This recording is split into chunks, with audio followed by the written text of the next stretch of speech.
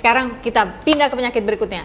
Banyak yang sakit GERD. Pikiran nih dok, aku tuh memang bakat asam lambung dari dulu dok. While all that may be true ya, mungkin semua itu adalah pemicu, itu mungkin saja benar, atau mungkin saya emang nggak bisa dilarang dok, kok senangnya cabe-cabe dok gitu ya. Tapi ada satu bakteri yang akhir-akhir ini semakin ngetop menurut saya. Nggak tahu dia udah ngetop dari dulu, tapi kita nggak pernah bahas kali ya. Tapi semakin ngetop, tapi saya pikir penonton saya paling nggak harus tahu. Karena kebanyakan orang Indonesia tidak tahu. Betul. Namanya aja keren banget. Heliobacter pylori. Iya, H. pylori. H. pylori, karena susah ngomongnya, Heliobacter jadi H. pylori.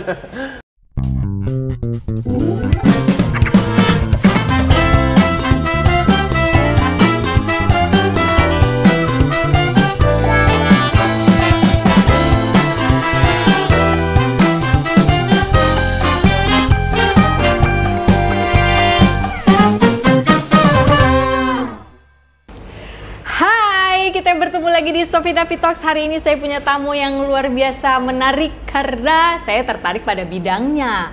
Mari kita sambut Dr. Hans Christian Pranoto. Waduh, naturopath, nutritional science. Wah, banyak lah pokoknya gelar. Tepuk tangan dulu, tepuk tangan dulu. Thank you. Panggilannya Hans berarti, Dr. Hans. Just call me Hans. Oke. Hans, aku tuh tertarik waktu itu lihat kamu warawiri ada di explore-nya Instagram aku. Awal-awalnya kayak tunggu deh, lihat dulu anak ini ngomongnya apa sih? Lihat abis itu mikir kapan ya kira-kira anak ini bisa ada di Bali ya, pengen ketemu gitu loh. Ternyata kalau orang iseng DM itu suka berhasil ya. Betul. Welcome to Bali. Thank you so much. Lagi kesini tuh lagi sama istri, sama Mbak Lady, lagi ada acara ya. Lagi ada kondangan. Lagi ada kondangan kemarin teman, kebetulan ya ternyata dipertemukan oleh Tuhan di sini. Because I believe that like our journey is like always lead by Him. Intertwine ya, kemana kita harus pergi ya. Oke, Hans, aku mau nanya ini dulu.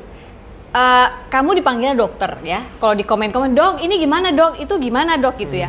Tapi kamu memosisikan diri sebagai naturopati. Saya jelasin dulu mungkin secara singkat, kalau ada yang salah tolong saya dikoreksi ya. Naturopati adalah sebuah ilmu yang menggunakan pendekatan secara holistik dan alami untuk mencari fokus pada akar masalah dari sebuah kesehatan sehingga tidak hanya meredakan gejala gitu ya. Sehingga kalau bisa dibilang hal ini berbanding terbalik dengan pengobatan konvensional yang kita tahu selama ini, yang melibatkan teman-teman dari farmasi, di mana mereka punya metode yaitu lebih ke meredakan gejala. Pernah menemukan obat yang bisa bilang menyembuhkan nggak? Belum sejauh ini. Belum? Iya, belum sejauh ini. Berarti rata-rata meredakan gejala? Iya, meredakan gejala atau ya mengontrol ya lebih tepatnya ya. Mengontrol? Controlling the symptoms. Oke. Bertahun-tahun yang lalu ketika aku mempunyai pekerjaan sosial, jadi mungkin aku kasih tahu Hans juga ya, mungkin dulu nggak tahu, nggak apa-apa juga, karena itu pekerjaan yang memang aku lakukan diam-diam dulu. Jadi memang selain pekerjaanku adalah public speaker, MC, waktu masih zaman di Jakarta aktif-aktifnya nih ya. Aku punya pekerjaan sosial, yaitu konselor laktasi. Aku belajar untuk menjadi konselor laktasi yang certified.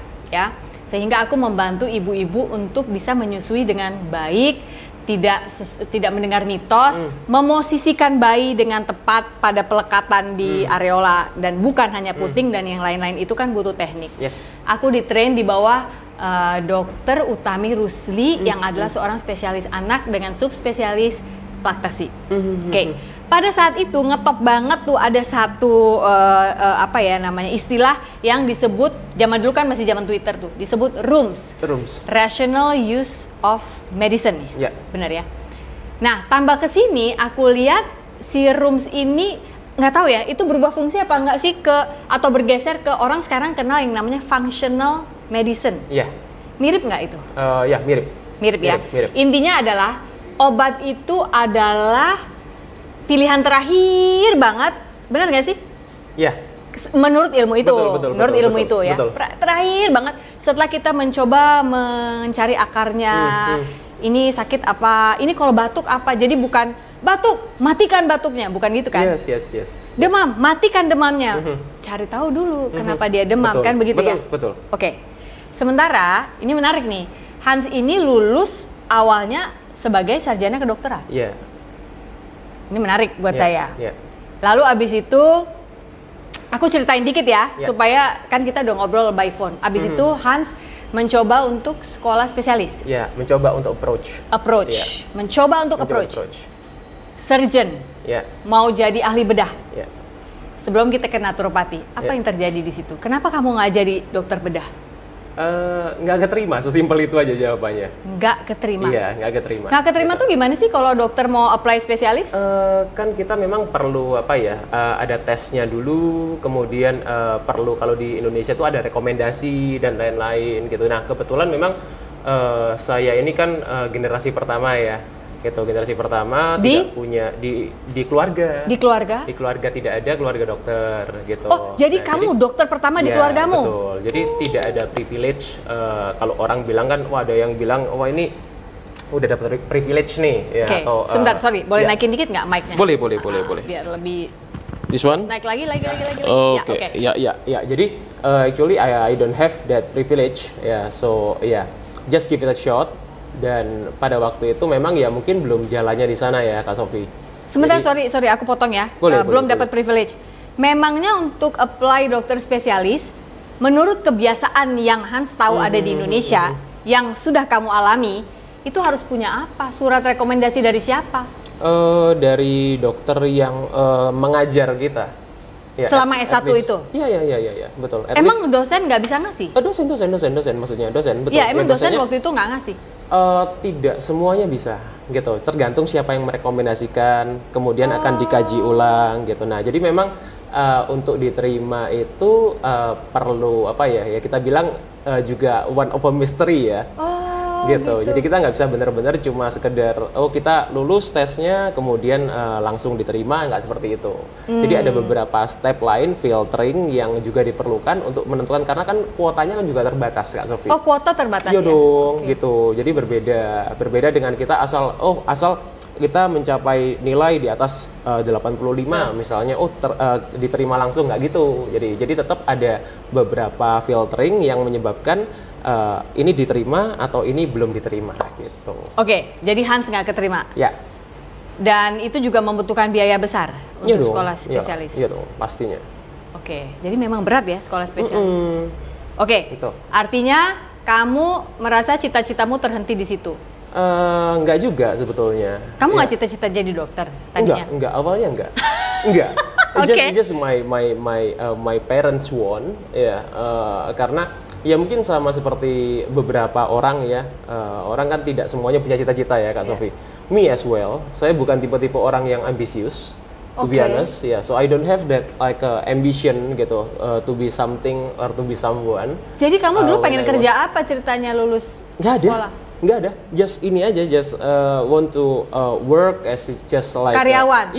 Iya. Karyawan apa, di bidang apa? Ini lucu nih.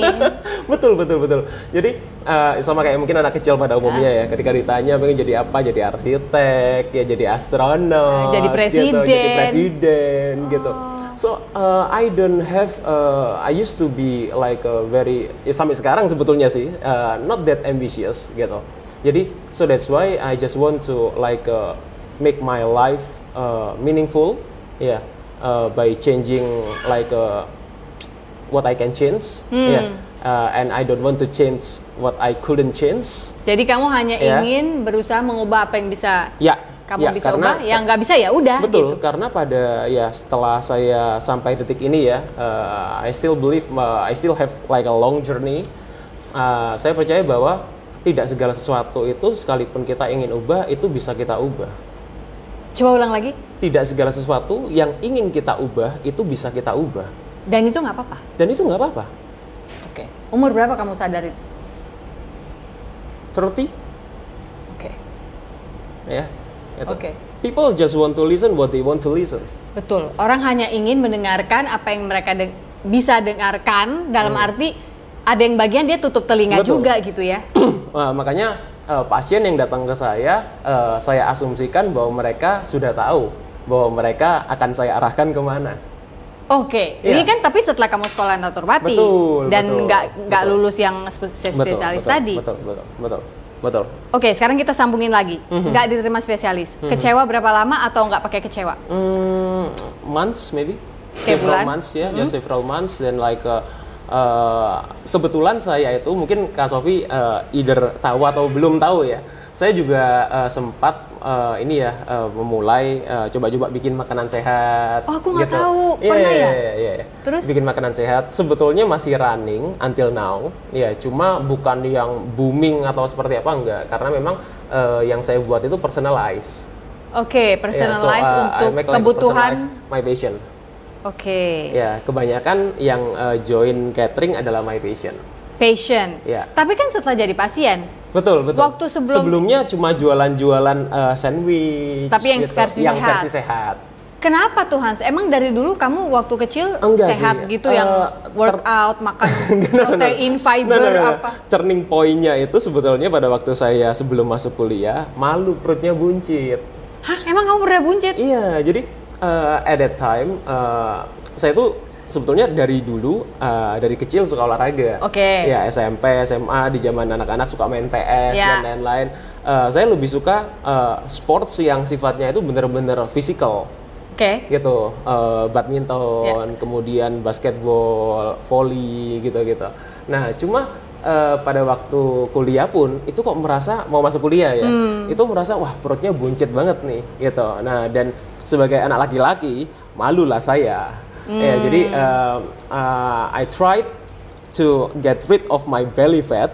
Jadi awalnya dari perut. Iya. Tapi memang ya laki-laki katanya sesimpel itu. Jadi kan berasa kayak om-om banget nih. Oke, nggak pengen tampak kayak om-om ya. Betul, berasa kayak om banget nih. Ya, mau perpisahan di Bali gitu kayak di gini di pantai, malu nggak sih? Gitu ngelihat Ya, kayak gitu. terus rasanya nggak fit Betul, gitu ya. betul. Nah, sebetulnya sesimpel itu I started my life changing journey. Ya. Nah, jadi Berarti umur lulus SMA. betul. Jadi since 2008 until now, I never eat deep frying food again. Hah? Dari 2008 sampai dengan sekarang 2025 nggak pernah makan gorengan? Iya, deep frying food. Deep fry ya? Iya, deep fry. Tumis-tumis tipis masih Tumis-tumis dong? masih dong. Oke. Tumis-tumis masih. Deep Ya, fried deep frying. nggak? Ya, deep frying. Oke. Apapun, misalnya, Anything. ayo Hans, ini loh Bude udah buatin, Anything. udah lama nggak ketemu Bude. Aduh, kamu udah gede ya? Nggak. No. Karena masalah si perut itu dulu. Awalnya karena itu. Nah, terus kemudian berangsur-angsur akhirnya motivasinya berubah. Iya. Seiring berjalannya waktu motivasinya berubah. Kalau sekarang motivasinya tentu bukan itu. Iya. Iya, cuma awalnya motivasinya itu. Awalnya itu, Iya. oke. Akhirnya kamu menemukan sekolah gini, naturopati kan tadi saya udah bilang ya, dia pendekatannya adalah secara holistik Yes. dan alami, yang tidak hanya berusaha untuk meredakan gejala, tapi Yes. mencari akar permasalahan penyakit, lalu itu yang kita kerjakan sehingga Yeah. orang ini pulihnya total gitu ya. Ini tuh ada disiplin ilmunya ternyata. Betul, guys, ada betul. sekolahnya. Sekolah naturopati di Indonesia memang belum ada. Betul. Yang saya tahu ada di Australia, di UK, dan baru dari Hans kemarin saya tahu ternyata di Amerika juga Betul, ada. Nah betul. itu Hans tahunya dari mana? Aku mau sekolah situ. Searching aja.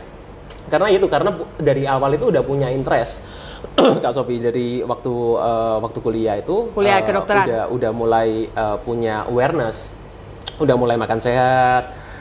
Dari yang awalnya itu kacau banget, saya tuh nggak mau makan sayur sama sekali. Oh, dari kecil nggak biasa makan yes, sayur. Betul. Maupun sangat-sangat sedikit dan harus dipaksa. Gitu ya? Iya. Oke. Nggak mau makan sayur.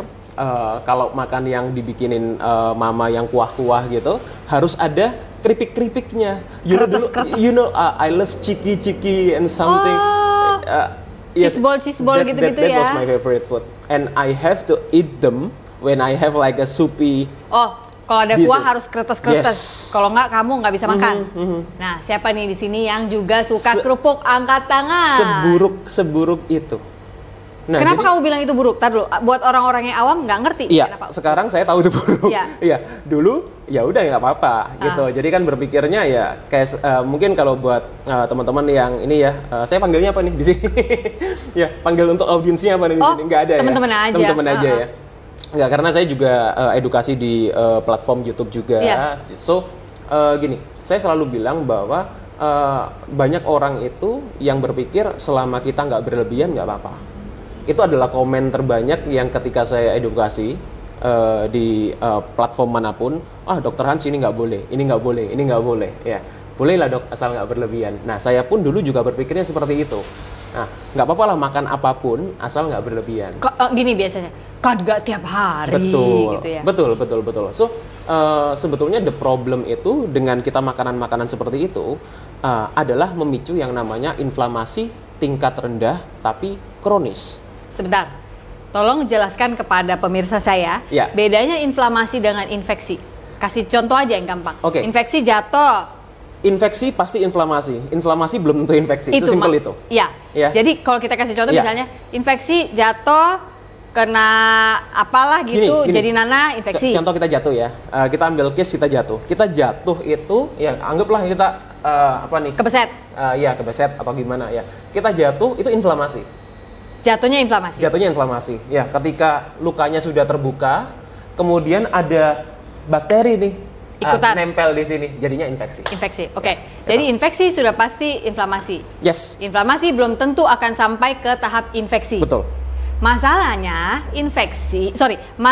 dok, inflamasi belum tentu selalu kasat mata, benar nggak? Oh iya, jelas. Yang paling simple, kenapa saya sering jelasin ke pasien gini, adalah ketika orang itu punya masalah di pembuluh darah, saya selalu bilang gini, gampangnya itu kayak gimana sih dok, inflamasi itu gimana sih?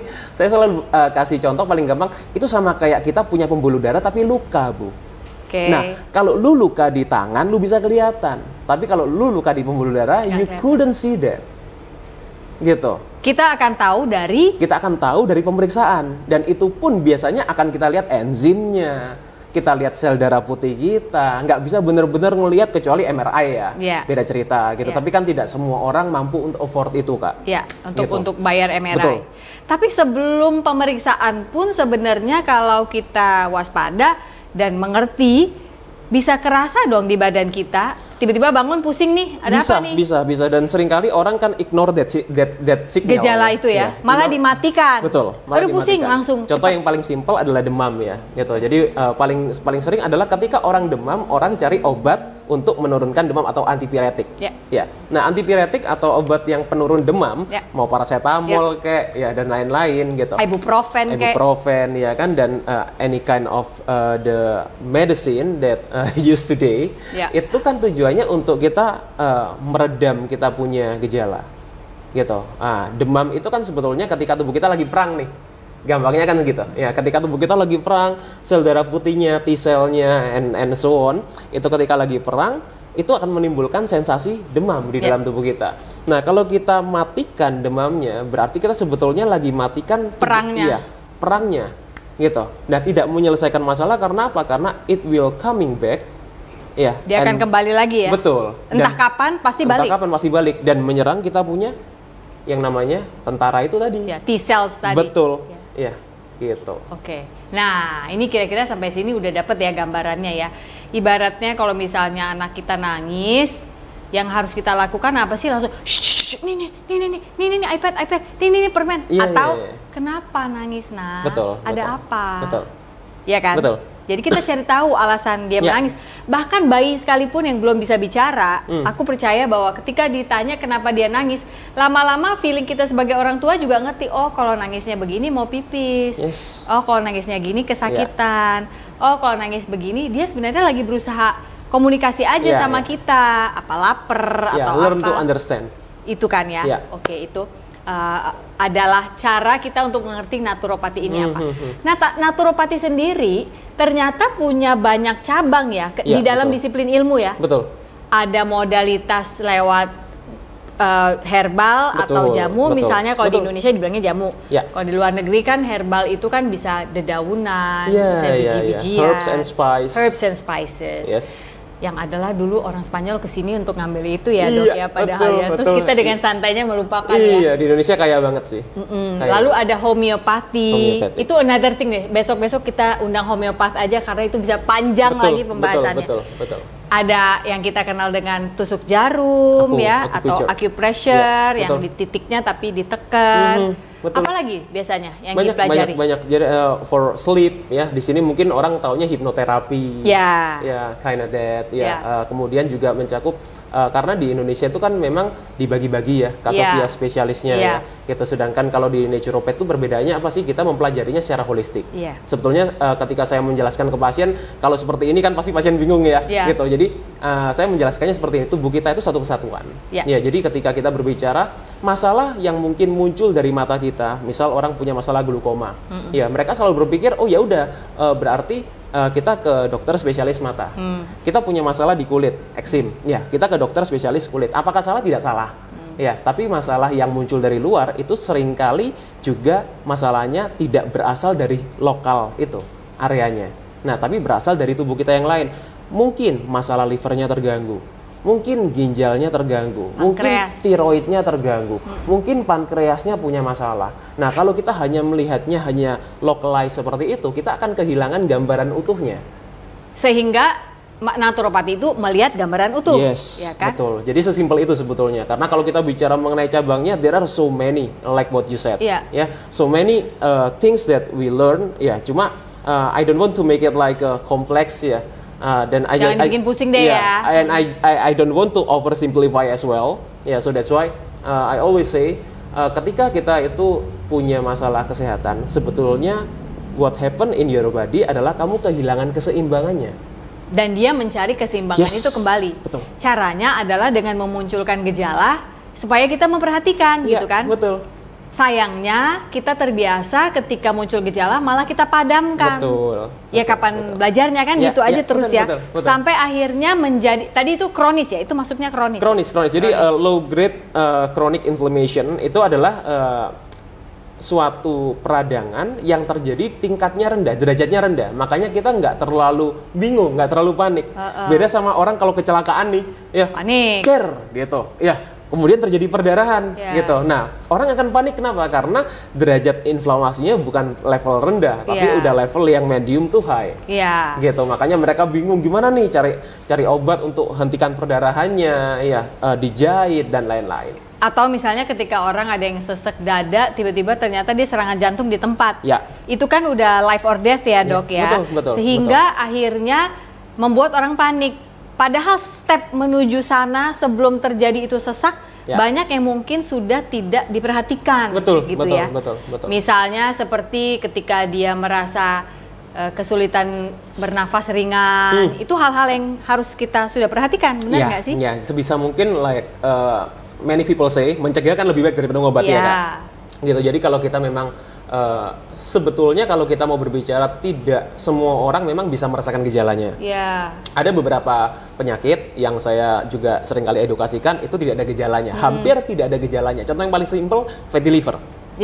Hampir nggak ada. Fatty liver itu bahkan hampir nggak ada kecuali dia rajin cek panel darah. Betul. Ini kita berbicara soal sinyal tadi gini.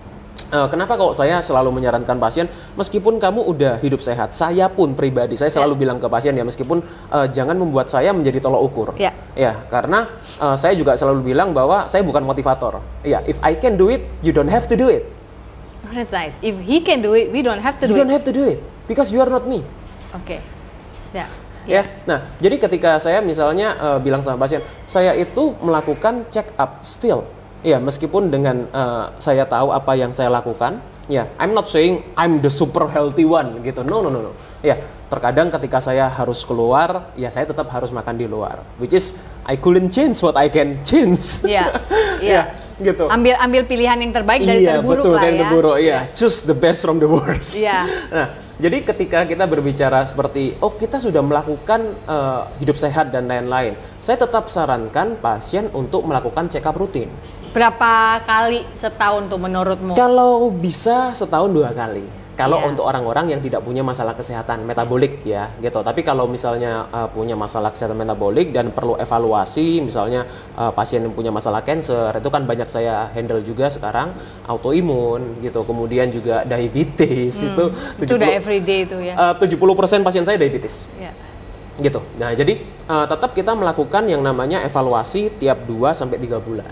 Gitu. Tapi kalau kita yang sehat secara metabolik, lakukan setahun 2 kali lah. Setahun 2 kali. At least. Nah, panel tesnya tuh seperti apa yang paling sederhana deh? Mungkin kan orang mikirnya gini, aduh keluar duit berapa? Iya, gini, yang lebih saya sarankan, mungkin gini ya, akan terdengar berbeda sama seperti yang mungkin teman-teman di sini udah tahu, cek kolesterol, asam urat, gula darah, gitu. Trigliserid. Nah, kalau saya pribadi, saya lebih menyarankan at least kalau kita cari yang hubungannya dengan kita punya vaskuler ya, pembuluh darah, at least kita cek ApoB.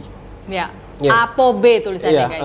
Apo lipoprotein B. Ya, jadi ApoB itu sebetulnya salah satu independent marker yang sekarang sudah dipakai di teman-teman di luar sana, yang digunakan untuk strong independent marker ya, gitu, yang untuk melihat kita punya masalah, kecenderungan kita punya masalah kardiovaskuler atau enggak. Iya. Gitu. Bakal terjadi penyumbatan atau tidak? Betul. Yang kedua adalah CRP. CRP, Ya, oke. CRP itu untuk melihat itu marker peradangan tadi, Ya. gitu. Nah, kemudian kita bisa cek yang paling gampang LED. Oke. Iya, laju undap darah. Ya. Itu kan menunjukkan kita punya viskositas kekentalan Ya. darah. Ya, sorry. Ya, jadi kita melihatnya apakah darahnya kental atau normal atau terlalu encer. Gitu. Nah, kalau terlalu encer akibatnya apa? Sulit untuk terjadi pembekuan darah. Ya. Iya, gitu. Itu yang kita bilang mungkin salah satunya masalahnya hipoagregasi trombosit. Gitu. Nah, kemudian kita cek insulin puasa. Ya. Itu juga penting. Nah, insulin puasa itu Jadi nggak gula darah aja ya, bukan HbA1c, insulinnya. Insulin puasa. Iya, itu adalah salah satu marker peradangan yang penting sekali, yang kita bisa lihat evaluasi bagaimana tubuh kita merespon terhadap apa yang kita makan. Ya. Ya, jadi bukan cuma makanan manis. Ya, karena saya selalu bilang bahwa makanan manis itu selalu diidentikan jelek, Kak Sofi. Di-demonize ya. Yes. Setan nih gitu. Jadi mungkin Kak Sofi juga sering dengar ya, orang bilang, "Oh, Dok, saya udah nggak makan makanan manis." Ya, dan saya kira itu yang dikomen sama Kak Sofi kemarin, Iya. kan? Ya. Jadi by then I noticed that you commented, ya. Siapa nih? Siapa nih komen gitu? Kak Sofi kok kayaknya kenal ya? Gitu. Aku gemes Gitu. soalnya Kok kayaknya kenal ya? ya. Gitu. Nah, jadi short story, banyak orang yang berpikir bahwa makanan manis itu sesuatu yang jelek. Ya, saya bilang lah ubi cilembu itu manis, and it's good. Kurma Manis, and it's good. Gitu. Nah, jadi karena gini, orang itu berpikirnya. Pada suatu siang setelah sebuah serangan kecemasan terjadi kembali pada saya digerakkan untuk kembali ke rumah ayah, meminta maaf atas semua kesalahan saya. Saat itu, saya menangis sebagai anak kecil yang tidak bisa ditenangkan. Saya tidak percaya bahwa kepala saya sedang dielus orang yang selama ini saya rindukan. Miracles do happen. Ternyata manusia dapat berfungsi di dalam masyarakat seakan-akan nothing is wrong, tetapi tidak akan bisa bertahan lama. Pertahanan hancur juga lambat laun. Overthinking at its best is happening day after day. Padahal jangan lupa bahwa the truth is, Dia begitu sayangnya kepada kita ciptaannya. Oleh sebab itu, kita memang butuh Tuhan sebagai tempat untuk meminta ampun. Bertobat dalam artian percaya bahwa kita sudah Dia ampuni. Selamat mencerna pelan-pelan teman. I hope that you'll always remember that you are loved. You are not a problem. Buku ini sudah bisa didapatkan di toko buku Gramedia atau toko-toko buku besar lainnya ataupun secara online. Get a copy of my book today. Jangan di-overthinkingin. See you around guys. Gitu. Nah, jadi karena gini, orang itu berpikirnya apa? Oh, kalau kita makanan manis selalu ningkatin gula darah. Gula darah bikin diabetes bikin komplikasi dan lain-lain gitu, seperti itu. Nah, padahal kalau kita bicara soal manis, asin, asam, pedas, pahit, itu kan persepsi rasa di lidah. Gitu. Itu kan tidak menunjukkan bahwa kandungan makanan ini apa. Enggak. Gitu. Makanya yang selalu saya ajarkan ketika pasien datang pertama kali sama saya adalah mengidentifikasi makanan. Itu penting sekali. mengidentifikasi makanan. Jadi ketika makanan ada di depan lu nih, di meja lu, di piring lu mesti nunjukin ini kandungannya, komposisinya, mainnya apa. Jadi bukan ngomong ini sayurnya, ini lauknya, ini keripiknya, ini nasinya, ini sambelnya. Contoh. Kalau kita makan nasi, ada mie-nya, nasi kuning nih, ada mie-nya, ada kentang mustopanya, ya, ada perkedelnya, kemudian ada keripiknya, ada sambelnya, ada telur dadarnya, ya. What you have to say adalah saya makan karbohidrat, protein. Ya, iya sih, ya. Karena orang Indonesia itu kan kreatif kan, ya, mereka bisa mengolah yang namanya karbohidrat ini jadi berbagai macam. Ya. Makanya jajan pasar aja kita ngelihat ada berapa macam tuh jajan pasar. There are so many jajanan yang kita berpikir, ya ini kan saya belum makan nasi. Saya kan tadi masih makan lemper, masih makan kue talam, masih makan kudapan, masih makan singkong. Nasinya belum, gitu. Nah, jadi ini yang berbagai macam jenis ini, mereka tidak berpikir bahwa itu kandungannya sebetulnya sama, komposisi utamanya. Nah, ketika kita tidak menganggap bahwa itu adalah suatu makan, nah orang akhirnya berpikir apa? Oh, it's okay. Kan saya belum makan utama. Gitu. Nah, hal-hal yang seperti itu yang menjadikan banyak orang akhirnya tidak sadar. Kalau mereka sudah sadar, itu akan lebih baik. Iya, at least gini, kita tahu kalau alkohol itu nggak baik kan? Ya, orang tahu. Ya. People know, akan lebih mudah mengedukasi untuk, oh, lu jangan minum alkohol karena lu bikin fatty liver. Tapi sekarang how many people got fatty liver because they don't drink or consume alcohol? Padahal nggak minum, tapi kok fatty liver. Betul. Gitu kan? Iya. Karena sekarang ada suatu term yang kita bilang namanya NAFLD, non-alcoholic fatty liver disease. Nah, itu adalah masalah-masalah fatty liver yang disebabkan bukan karena konsumsi alkohol, tapi karena kita konsumsi makanan-makanan yang menyebabkan kita punya liver inflamasi. Dari si zat pati yang kayak kentang mustopa, yang semuanya ternyata karbohidrat itu, atau dari minyak-minyakan yang ternyata dia omega 6 doang, boro-boro ada omega 3 gitu ya? Many. Kak Sofi, banyak ya. I think you have commented on my post as well. Yeah, you know there are so many causes of inflammation. Yeah. Jadi kita nggak bisa ngomong hanya karena ini. Makanya ketika saya ketemu pasien, saya perlu untuk menganamnesa dulu, ya, beliau ini pola hidupnya seperti apa. Jadi ditanya. Iya dong. Berarti kalau datang ke dokter naturopati itu berapa lama di dalam ngobrolnya? Waduh. Pasti lama kan? Iya. Nggak mungkin cepat kan? Iya. Kalau idealnya biasanya pasien baru 1 jam sih. Oke. 1 jam. Dan itu pun ketika baru datang pertama kali udah harus bawa hasil tes darah atau? Iya, saya sarankan kalau sudah pernah cek, bawa hasil cek. Yang terakhir ya? Any kind, MRI, CT scan. Bawa semuanya? Iya, EKG, EMG dan lain-lain. Kalau memang belum ada, saya yang buatkan surat pengantar untuk cek lab. Oke, jadi gitu. Cek lab itu is a must. Iya, minimal ya. Mas Topa. Minimal dong. Iya. Kalau nggak dari mana taunya kan? Saya selalu bilang gini, saya kan bukan dukun ya. Iya. Jadi saya nggak bisa ngeliat, oh kayaknya ibu butuh 2 telur sehari, gitu kan nggak bisa. Kayaknya agak anget di sini. Kayaknya agak anget ini, kayaknya ada masalah nih di bagian.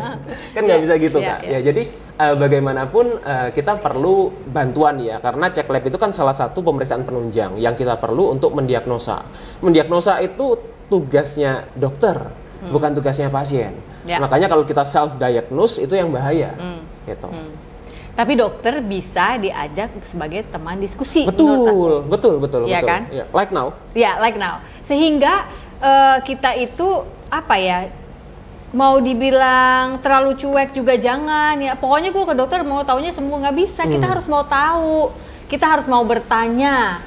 Dan nggak tahu nih kalau aku dari sisi pasien ya, aku selalu merasa ketika bekerja sama dengan dokter itu adalah dokter yang menolak diskusi dengan saya, pasti saya besok nggak balik lagi. Sudah pasti I'm so sorry karena yang punya badan tetap saya, yang rasa saya. Betul. Terutama ketika datang ke dokter, itu cuma perasaan ibu aja gitu. Itu aku udah oke, bye. This is the last time I see you gitu. Oke, sekarang gini. Oke, naturopati. Itu kan yang herbal itu. Tadi kita udah bahas ya, ini bukan seputar hanya herbal, ini bukan perdukunan, ini ada disiplin ilmunya. Kebetulan aja Hans backgroundnya dokter medis juga, tapi ambil sekolah dokter naturopati juga. Jadi 2 nih jadi 1 ya.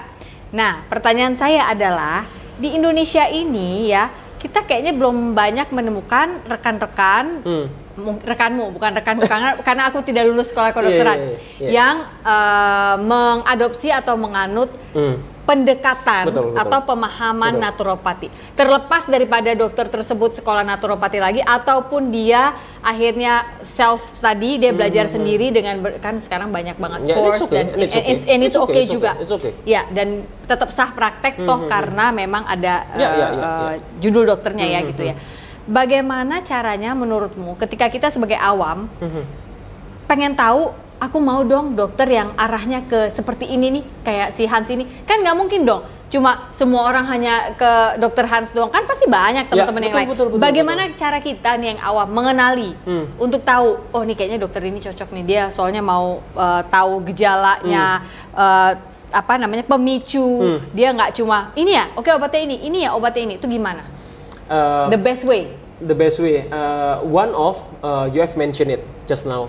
Ya, kalau dokter ini tidak mau mendengarkan apa yang kita keluhkan, apa yang kita rasakan, dan bagaimana kita punya pola hidup, itu artinya beliau mungkin tidak melakukan pendekatan ke arah naturopati. Ya, nggak cocok style aja ya, berarti sama kita ya. Jadi hanya diperiksa, ya, detak jantungnya disuruh berbaring, kemudian dituliskan resep, itu pasti bukan naturopati, jelas. Ketok-ketok. Iya, ya. Jadi kita ketok, ya kemudian cek tensi, kemudian ya dicek kita punya temperatur seperti apa, kemudian langsung dituliskan resep tanpa adanya anamnesa, ya tentu itu bukan naturopati.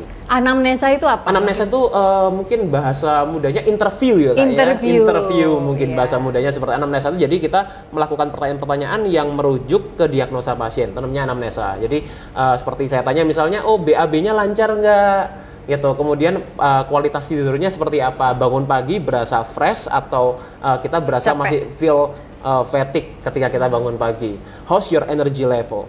Ya. Sudah berapa lama merasa seperti ini? Betul. Itu juga ditanya. Nah, ya jadi ketika dokter itu tidak menanyakan seperti itu, kemungkinan besar arahnya bukan ke naturopath, gitu. Ya, karena memang untuk naturopath kita perlu tahu dulu nih, ya. Yang kita cari kan akar masalahnya tadi, dan mencari akar masalah itu kan memang tidak mudah, Kak Sofi, gitu. Sama seperti kita menyusun, ya sama seperti saya selalu bilang, kesehatannya kita itu kayak puzzle, gitu. Jadi kalau kita cuma tahu one piece of the puzzle, ya, yang mencar-mencar seperti itu, kita nggak akan tahu gambaran besarnya seperti apa. Nah, dengan kita collecting information dari kita hasil lab CT scan, ya, kemudian kita dari USG dan lain-lain, kan kita sebenarnya kan collecting the puzzle. Oh, ternyata gambar gunung. Oh, ternyata gambar vihara.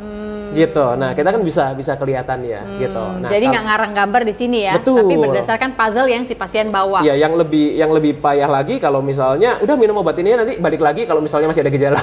Nah, itu kan jadi eksperimen kalau seperti itu. Atau kita coba ini ya, kalau dia kena artinya peradangan turun, kalau enggak ya berarti nggak kita lanjutin. Iya. Itu juga menurut aku harus dipertanyakan. Iya. Udah keburu minum loh ini. Betul, kan jadi trial and error. Iya, gitu. Liver, kidney semua udah ikut bekerja keras loh ini gitu ya. Betul. Oh, oke. Nah, karena backgroundmu adalah dokter medis yang kebetulan sekolah lagi dokter naturopati, Hans bisa membaca hasil lab. Ketika sekolah naturopati, ini buat teman-teman, karena banyak aku lihat sekarang anak-anak muda yang aku pengen deh jadi naturopat, tapi aku tuh nggak ada background dokter gitu. Kalau di sekolah naturopati sendiri, itu biasanya ada ini nggak sih? Ada diajarin cara membaca? Iya dong. Iya kan? Iya MRI, X-ray apa diajarin iya, kan? Pastinya. Itu minimal banget harus ada ya? Iya, minimal. Oke, dan untuk masuk sekolah naturopati itu juga ada yang namanya prerequisite, setahu aku ya. Betul. Jadi setiap sekolah mempunyai persyaratan minimal lu harus lulus ini deh, baru bisa sekolah naturopati. Biasanya science, biology, chemistry, and stuff gitu.